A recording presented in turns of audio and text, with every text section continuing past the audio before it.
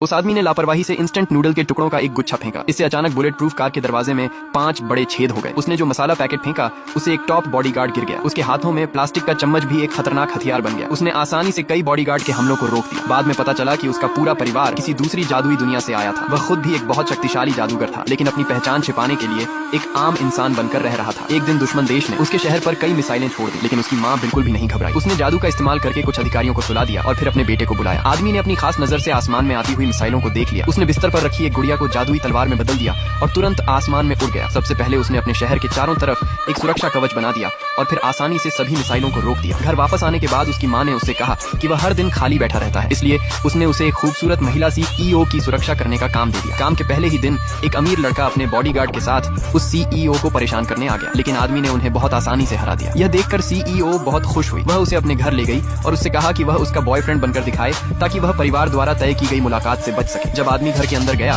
तो उसने दीवार पर अपनी ही फोटो टंगी हुई देखी, लेकिन उस महिला की छोटी बहन ने कहा कि वह उस आदमी के सामने कुछ भी नहीं है, क्योंकि वह आदमी पूरे शहर का हीरो है। थोड़ी देर बाद वह महिला के माता पिता से मिला, लेकिन उन्होंने उसे सिर्फ बॉडीगार्ड समझा और कहा कि उनकी हैसियत शादी के लिए सही नहीं है। जैसे ही वह बैठा, महिला के पिता ने उसे वहां से जाने के लिए कह दिया। जब आदमी जाने ही वाला था, तभी उसने घर के बाहर कुछ खतरनाक मार्शल आर्ट के लोगों को देखा। ये देखकर वह तुरंत रुक गया और बोला कि वह कहीं नहीं जाएगा। दूसरे पार्ट के लिए कमेंट में यस लिखें।